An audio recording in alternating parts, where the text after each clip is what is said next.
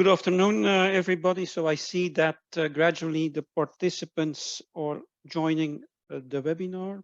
So my name is Christophe Longueville. So we have today a webinar on demand forecasting.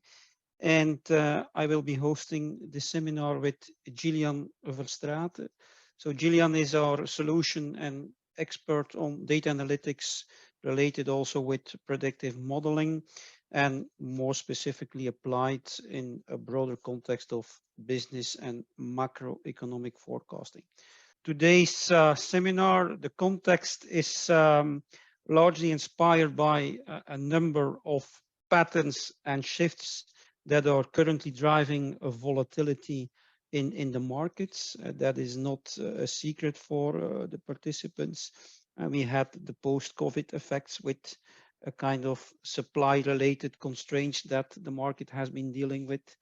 There has been the conflict also in Europe between Russia and Ukraine, also creating disruptions in energy and in food. There is the reaction of central banks that are dealing with aggressive interest rate hikes and thereby halting a decade of cheap money, which will also again have its effects and make access to capital more complicated.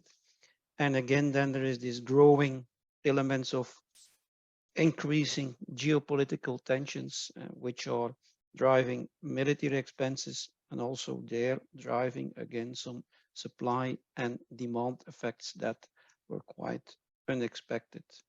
So needless to say that there will be a growing need for more data, insights, and methods that will allow companies to better anticipate and grasp the trends, especially in the demand patterns.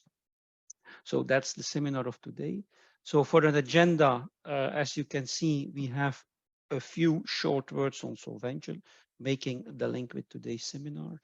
And then Gillian will dive deeper in how to evolve from a more historical classic legacy demand planning process to a more evolved process, thereby using external data, but also giving an insight in the value chains, the demand value chains of companies. Combining all these elements with machine learning techniques should allow companies to have a better grasp on the demand and the trend forecasting. So now a couple of words on Solventure. So Solventure is focused in aligning supply chain operations with the overall business strategy. So Solventure has a big experience with leading advanced planning systems, platforms such as Archiva, but also recently with Kinaxis and OMP.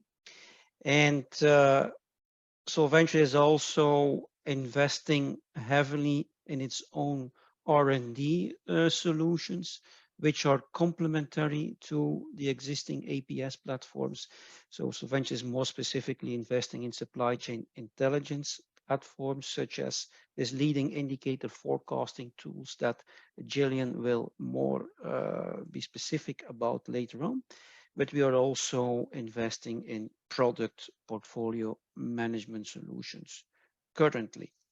So Gillian, he will explain on how to incorporate these external data with the leading indicator forecasting solution of Solventure in your processes, and thereby also helping you with better positioning the company in its value chain and seeking for the relevant data to use them in a more complex business forecasting process.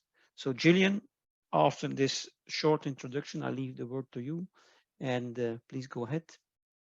Okay, thank you, Christophe. So first, maybe let's look at how a typical demand planning process looks like.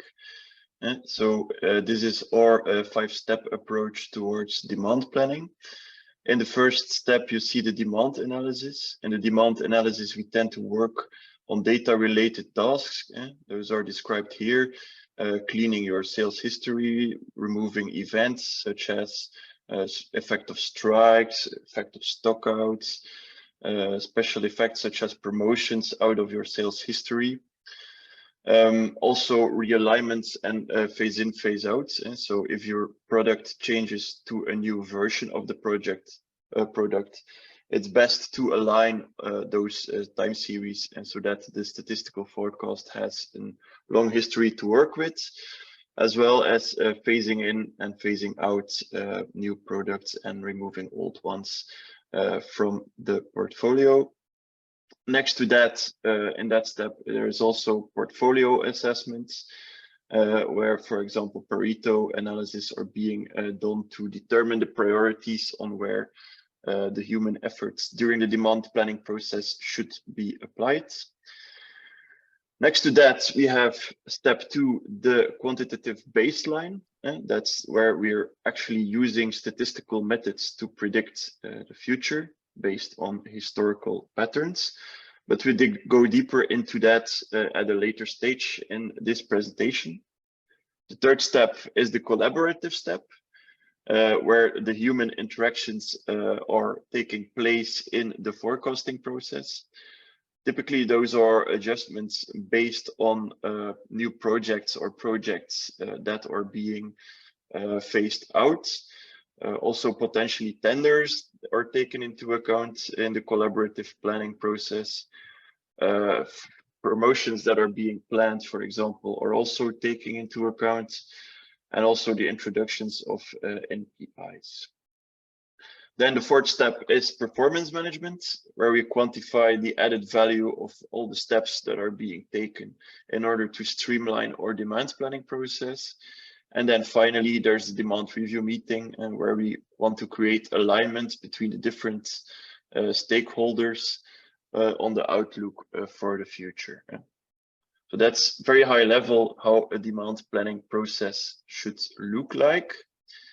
If we zoom in a little bit more on the second step, where we will use traditional statistical forecasting techniques, some of are listed over there, and so exponential smoothing techniques, also ARIMA techniques. But in general, those techniques, they will only extrapolate historical trends and evolutions. And so if there's a continuously increasing trend occurring in the sales, it will extrapolate that trend into the future. If there's a decreasing or a neutral trend in the past, then it will also extrapolate that trend into the future. Next to that, there's also a possibility that your forecasting process applies hierarchical forecasting or a multi-level forecast approach, actually, where on the highest level we forecast the volumes, and then the volumes are being split up based on low-level forecasts. Typically, as we've mentioned also in the presentation, there's also adjustments being made by companies and in order to take into account those changes, trend swings, for example, such as client wins, a new product that's being introduced, and so forth. So that's currently what companies are typically doing. It's also a good idea to maybe zoom into why we are actually forecasting. Well, forecasting has a triple effect on return. And so if we're improving our forecast accuracy, we're actually increasing our service, we're reducing our cost, and we're reducing our cash employed. And so we're improving our service because we will have fewer missed sales, and we'll be getting the right goods at the right time in the right place. Next to that, on the cost aspect, because we have a better overview of what the demand will be in the future, we will have fewer costs, less spoilage of perishable goods, and so forth.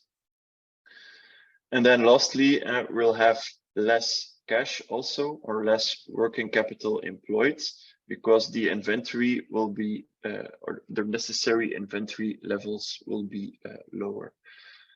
So the combination of all three of those effects actually results in a triple return on capital employed.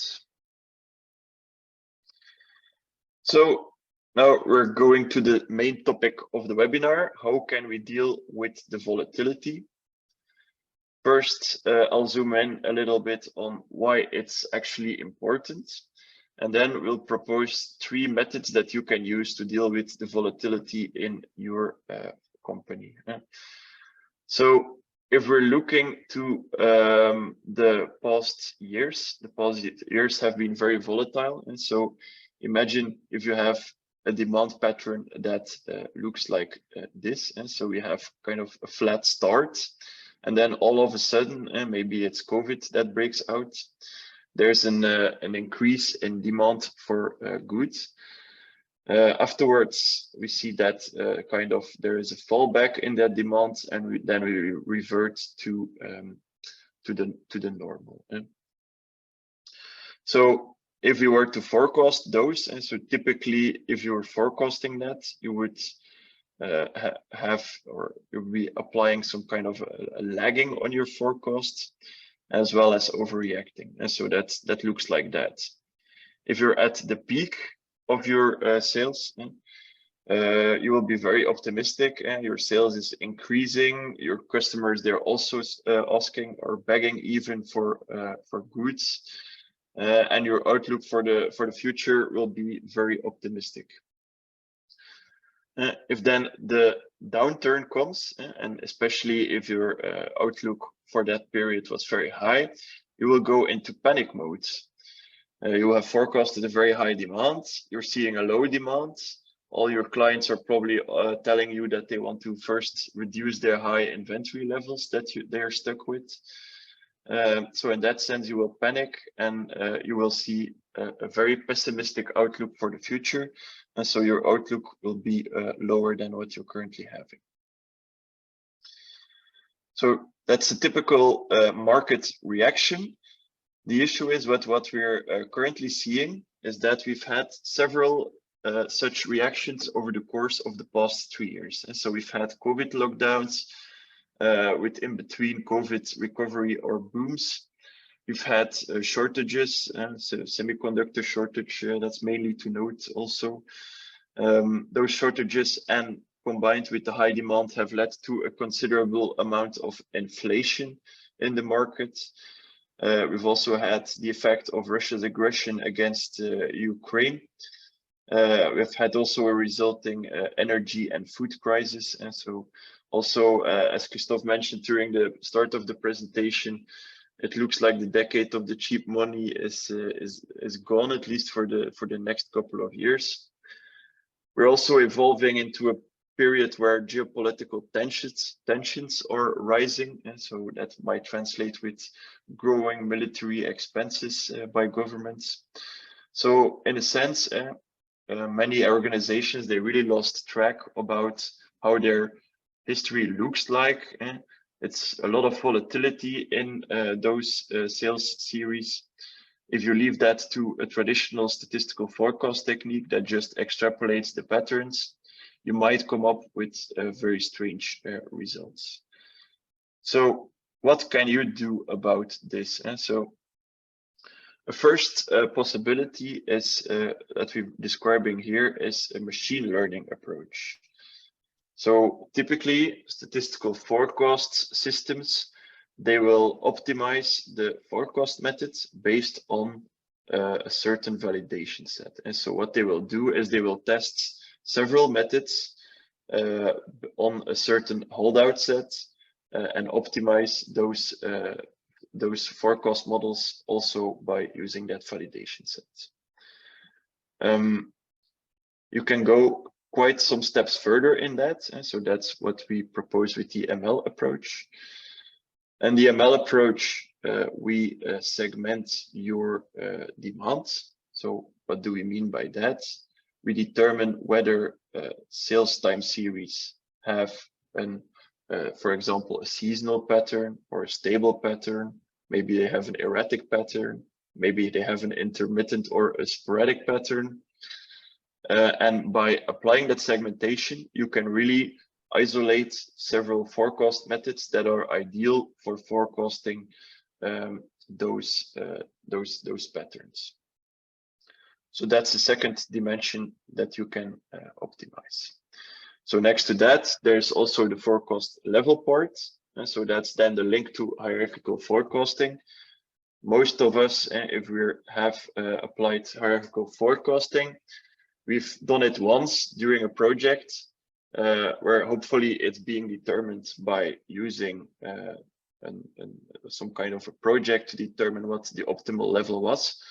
But maybe that already happened several years ago, and we're not sure anymore what a good level of or what a good forecasting pyramid was for that part. And so what you can also do there is you can apply a machine learning program that will evaluate many potential forecasting pyramids, so many forecasting strategies, in order to find a good optimal maybe pyramid that is able to deliver very accurate forecast performance.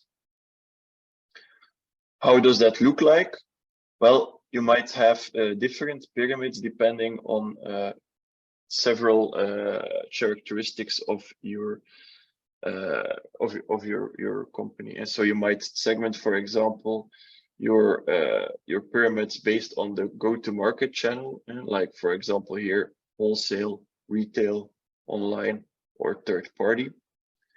You might build specific forecast strategies for several or for separate regions. For example, here, North America and EMEA. You could also do the same, for example, per application. If you're delivering goods to automotive, or you're delivering goods to construction, or any other type of business, those might need different forecast strategies. So how does this help to deal with the volatility? Well, if you run this type of analysis on a regular basis, you're able to adjust your forecast strategy according to the changing business environment.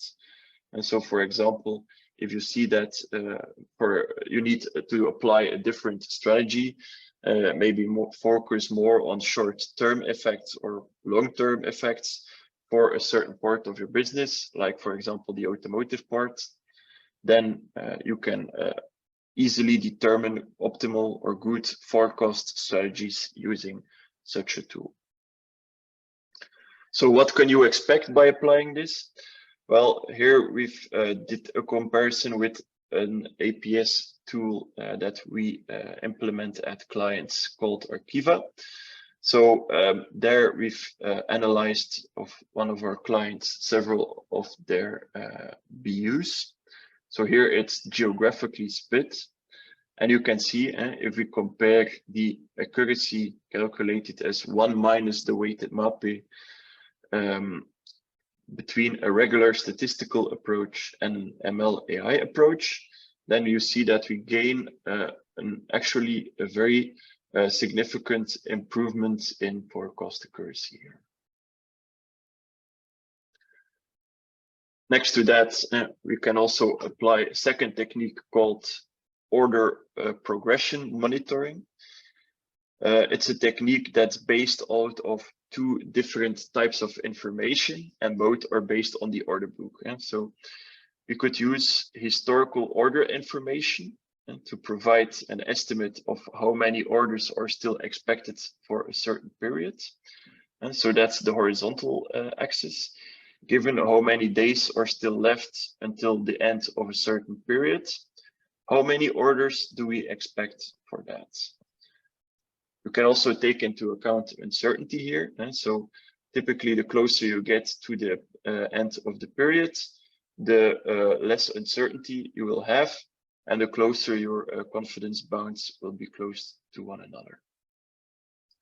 Next to that, you can also apply what's currently already in your order book, and the combination of those. They are actually a good way, a second pair of eyes, actually, to determine whether your outlook, your forecast that you've made maybe months ago, is still realistic for the future. So, and it's actually an early warning sign or an anticipation method to see whether you're exceeding or missing the forecast. So let's look at two case studies here. So imagine we're still 3 months out, where we have a forecast for 3 months in the future of 150. But if we look at our order book today, we see that there's 100 or orders for 100 goods in our order book. If we apply the logic of order progression, we see that we expect within 3 months that our orders or orders for goods are increased or will increase to between 180 and 220. Then we see, okay, our forecast is not realistic anymore. So we should adjust our forecasts upwards, and if possible, apply mitigation actions. And so we can increase or switch production, increase orders at our suppliers, or look for alternative volumes elsewhere. If we're in the other case, and so say we're still 30 days out, and we only have orders for 50 items. And based on our historical order patterns, we would expect there at the end of the period that we would end between 80 and 120 items. Then we need to adjust our forecast downwards and apply also mitigation actions, right? We can, for example, cut overtime, adjust production, focus on another product, or put our sales team to work to sell that type of product. So that's the second manner, and so that's an order progression monitoring, which is an additional pair of eyes that actually investigates whether the outlook is still realistic based on internal company information such as the order book. What we can also do is we can apply complementary information as an additional pair of eyes. And so we've listed several of those complementary information sources below here. So there might be promotions that your company is doing to sell products. There could be several types of events or variable holidays. And so typically, or typical examples there are Easter, Chinese New Year, or for example, Ramadan. There's also the impact of legislations. So there might be certain laws, like for example, on emissions that trigger effects or increased demand for one type of cars and less demand for another type of cars. There's also the effect of weather, of social media, and also of the macroeconomic climate. And so the macroeconomic climate, how does the evolution of the economy, for example, the evolution of production of certain types of raw materials or goods, or maybe the price of several raw materials such as the oil price, how does it impact your sales? So what is also important here is that these sources are really to be determined in a data-driven expertise role, right? So it's not like you should apply those, just throw like a huge amount of data at it and see what rolls out. No, you need to determine what's important based on what your company is doing, how your company value chain looks like, and where the position is in the value chain. So if you can determine the correct types of complementary environments of complementary information, your forecast process should be set to predict the changing business information environment. Sorry. So if you can determine what the good or what predictive leading indicators are, especially if they have some leading value, like for example, an indicator such as the oil price might have several months of leading value on your sales, meaning that if there is an effect occurring in the oil price today, Then several months down the line, you will see the effect in your sales. What you could also do is work with predictions of indicators. For example, if your sales is driven by vehicle production, and there's several agencies that predict on a very granular basis what the vehicle production will be in regions at a certain point in time. And so it's also information that you can use to improve your forecast process. So this looks maybe very simple, but in practice, it's actually a lot more complicated, because typically it's not only one indicator that is driving your sales. It might be a combination of 2 or maybe even 5 indicators that is determining where your business is headed, and that really creates a very complicated business environment. So we have a methodology of determining what good or how to determine the leading indicators for your business. And so typically we work with public and private sources. Public sources are data sources that are available freely online. So we have synced those data sources in-house, and we keep them also up to date. Next to that, we also have, or you might also buy private data sources. And so that's expert information that you can also use to improve your forecasting process.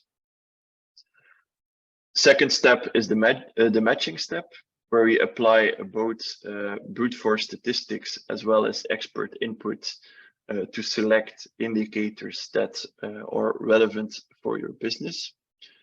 Then we combine those indicators in a forecast process, using forecast techniques that are based on PhD research. And then finally, it's up to the use. It's ready for use actually, and you can use those forecast models for data-driven decision making, and even make scenario planning if you have an outlook available for the indicators. So how does that work? Let's look at a case study that we've done in the automotive sector. And so typically a first step when we do such analyses is we map where the company is located in the value chain. And so that gives us a lot of valuable information on what type of data and which type of indicators could be relevant.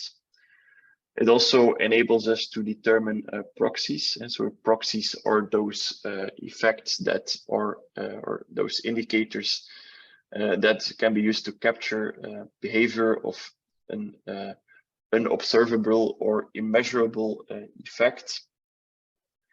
And here for the company, we've seen that in their value chain, they mostly have visibility to their own clients. And so that's a chemical company that sells their chemical to molders.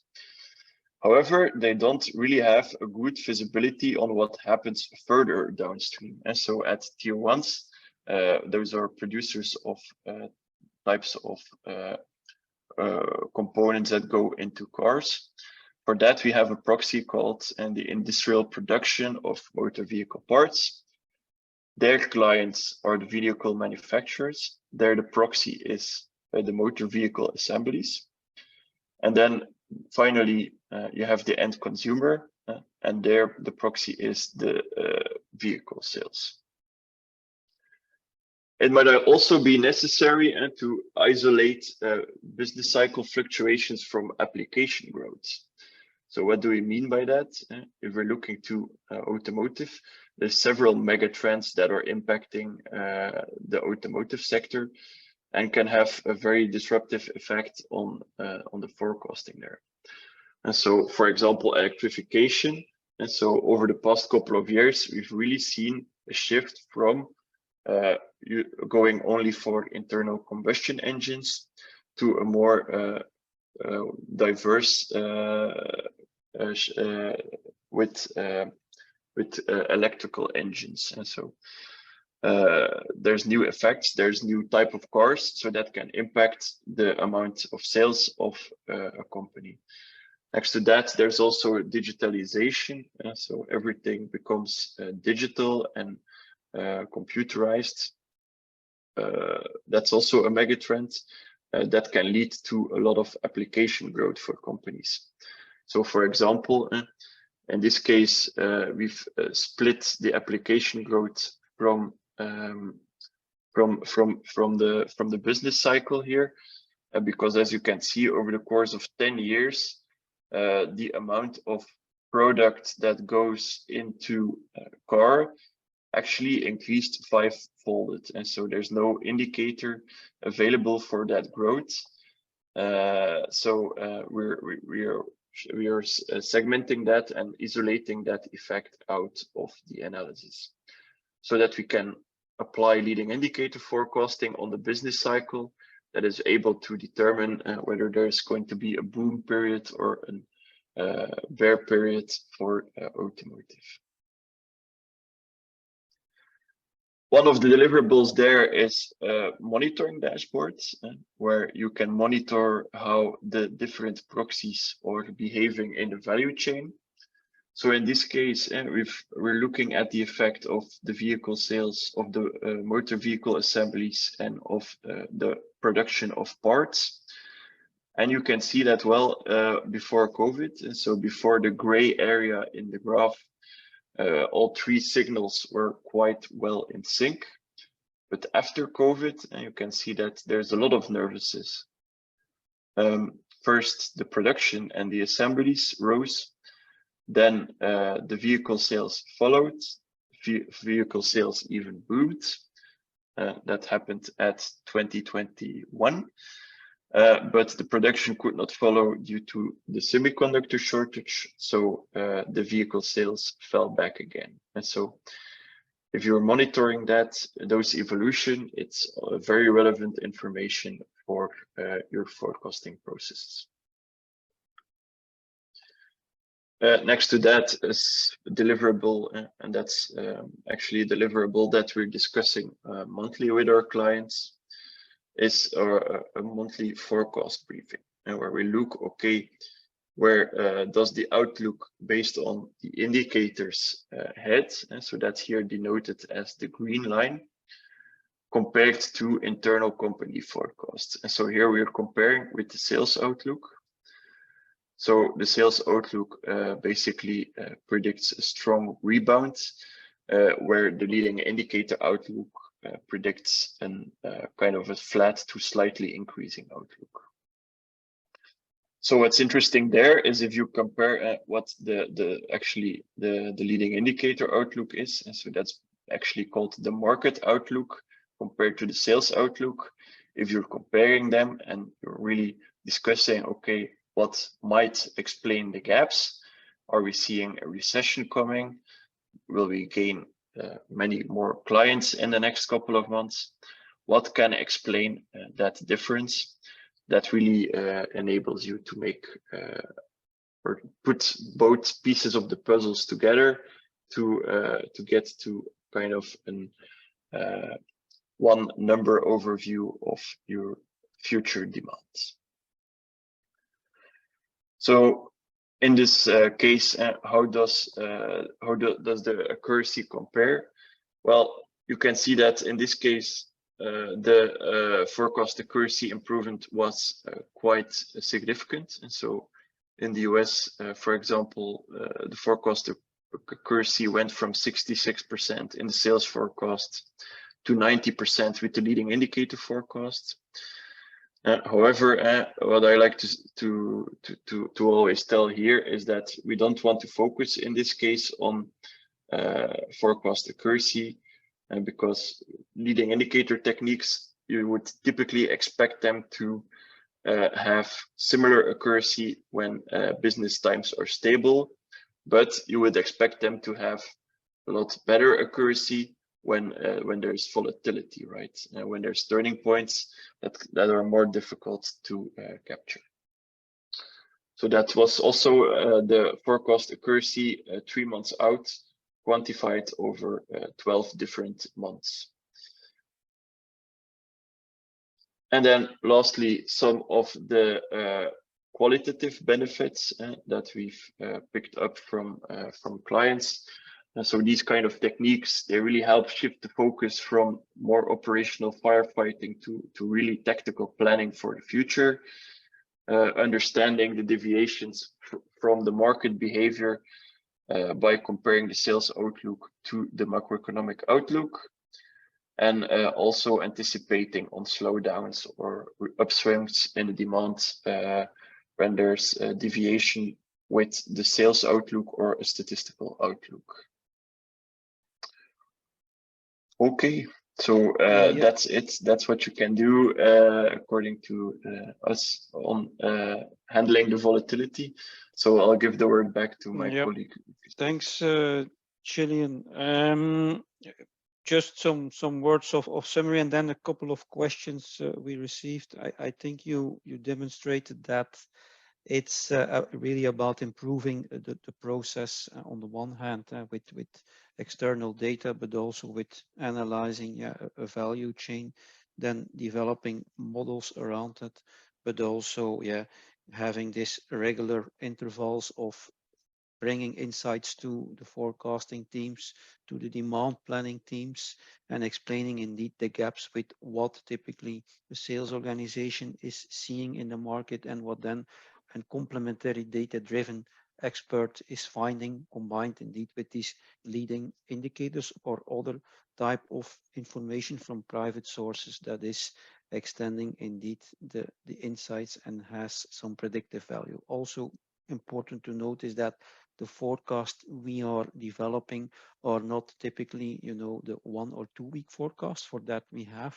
indeed also techniques that help to do that. Here, it is more about a horizon of 1, 2, 3, 6 months, even longer, 9 months, where we help identify the trends in your business, which again also helps to organize supply proactively, and probably also when relevant, investing in more capacity if that would be required, or stopping temporarily additional investments you would have decided in case of expectations for growth that would not materialize, and also be indicated by the models that we are developing.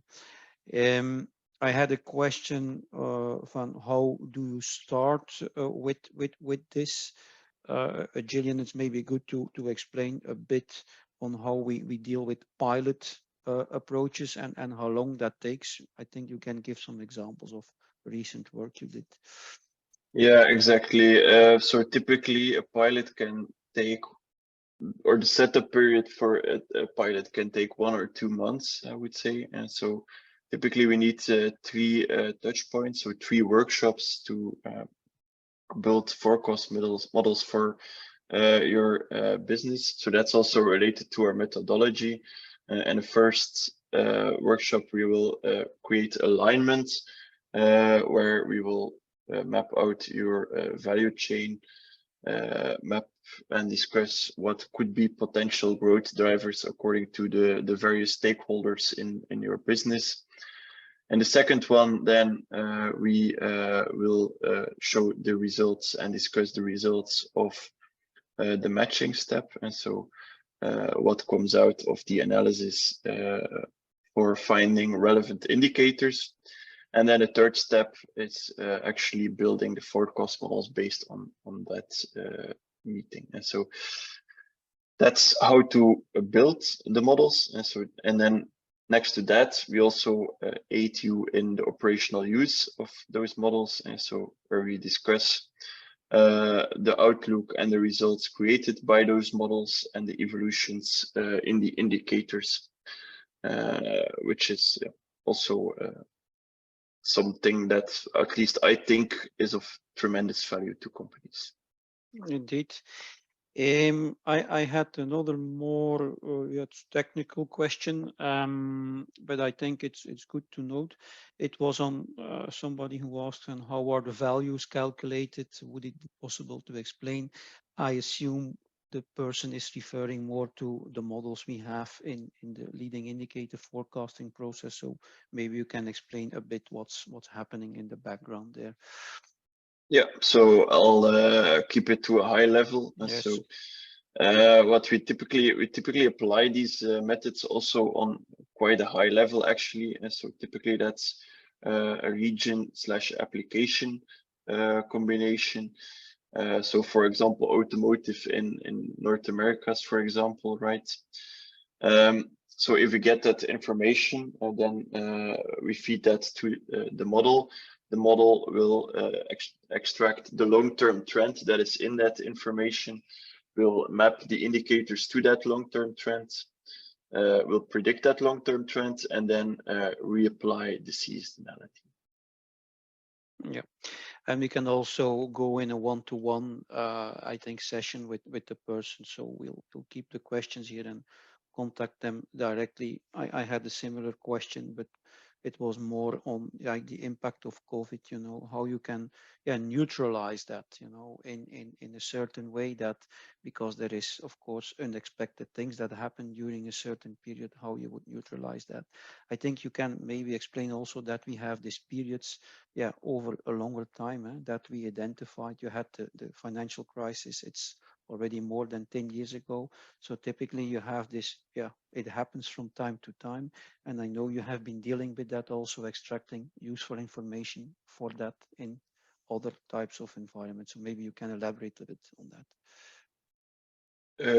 Sorry, can you repeat the question? Yes, so how you neutralize certain effects of crisis, and how you deal with that, with the type of information you receive from this period of crises, and how you can use it later on, and how you can also neutralize certain effects from the data. Yeah, so there's actually several ways of doing that. And so you could try to filter out the effect. And so try to like knit it or just cut it out of your sales series and interpolate the sales in between, so that it looks like COVID or financial crisis never happened.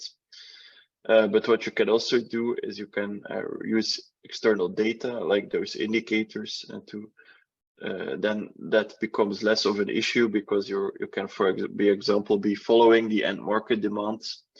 And if in the end market demand you will see kind of that down shift, then you will also see it in your sales. So you could also use that information to filter out those effects. Yeah, we will also contact the person directly. I had a last interesting question regarding the automotive example. So where the person noted that based on your presentation, that post-COVID, the leading indicators became very diverse, where the person asked, how did this affect the forecast accuracy in the model?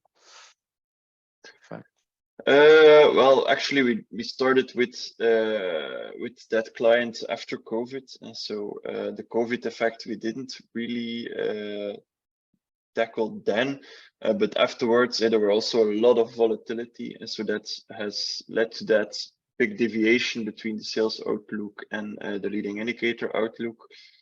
And so especially if we're looking to the period of the semiconductor shortage, so that became evident, I think, in Q1 of 2021. And we really saw also 3 months down the line in around the end of Q2, we saw that effect also occurring in the sales of the company. And so in that sense, the leading indicators added a lot of value and actually showed that the trend will decrease for that company in the automotive sector. Thank you for that. I would like to thank the audience for your valuable time, and hopefully we can speak to you later. So thank you for the attention, and talk to you in our next webinar.